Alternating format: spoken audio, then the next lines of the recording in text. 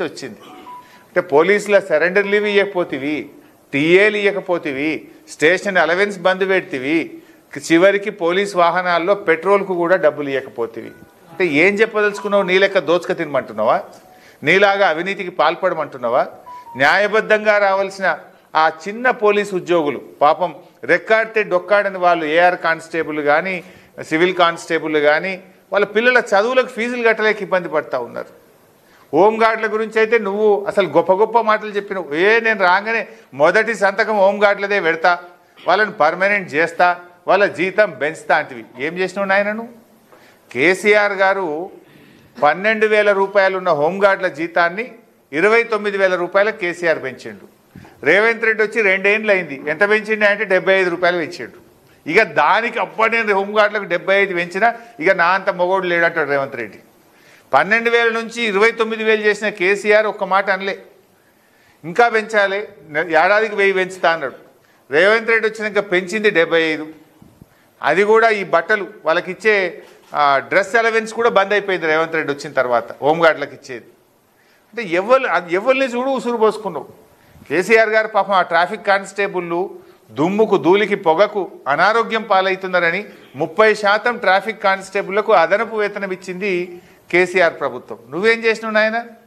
Police ఉద్యోగాలు ఇచ్చింది కేసీఆర్ ప్రభుత్వం, పోలీసులకు వాహనాలు ఇచ్చింది కేసీఆర్ ప్రభుత్వం, పోలీసులకు స్టేషన్ అలవెన్స్ ఇచ్చింది కేసీఆర్ ప్రభుత్వం, ట్రాఫిక్ కానిస్టేబుల్లకు అడిషనల్ అలవెన్స్ ఇచ్చింది కేసీఆర్ ప్రభుత్వం. నువ్వు వచ్చిన తర్వాత అన్ని బంద్ పెట్టినావు. ఒక్క పోలీసు ఉద్యోగాలకు నోటిఫికేషన్ ఇయ్యలే, స్టేషన్ అలవెన్స్ బందు, సరెండర్ లీవులు బందు, టీఏలు బందు, పెట్రోల్ బిల్లులు బందు, హోంగార్డులకు జీతాలు పెంచుడు బందు. పోలీసు వాళ్ళు ఉసురు పోసుకుంటున్నారు.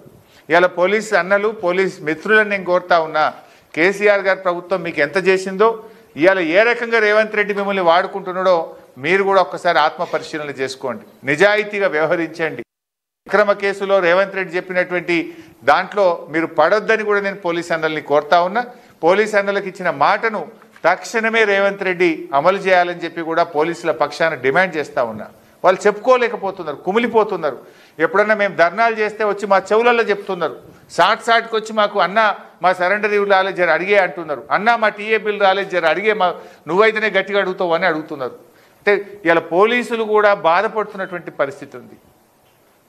ఆ రోజు సిపిఎస్ ఉద్యోగులు ఈ రాష్ట్రంలో ఇవాళ ఎక్కువ ఉద్యోగులే ప్రభుత్వ ఉద్యోగులు, అత్యధిక శాతం సిపిఎస్ ఉద్యోగులే ఉన్నారు, కాంట్రిబ్యూటరీ పెన్షన్ స్కీమ్. ఆనాడు రేవంత్ రెడ్డి కాంగ్రెస్ నాయకులు ఏం చెప్పిండ్రు, మేనిఫెస్టోలో ఏం చెప్పిండ్రు? మేము రాగానే ఓల్డ్ పెన్షన్ స్కీమ్ తెస్తాం, పాత పద్ధతి పునరుద్ధరిస్తాం అని డైలాగులు మాత్రం దంచి కొట్టిండు. ఇప్పుడు ఈ 2 ఏళ్ళు అయింది కదా, ఏమైంది ఓపీఎస్ అని అడుగుతా ఉన్నాం. ఓల్డ్ పెన్షన్ స్కీమ్ గురించి ఎందుకు కాంగ్రెస్ నాయకులు మాట్లాడరు అని నేను అడుగుతా ఉన్నా. ఇవాళ ఓపీఎస్ మాట దేవుడెరుగు, ఉన్న సిపిఎస్కు కూడా ఇవాళ మంగళ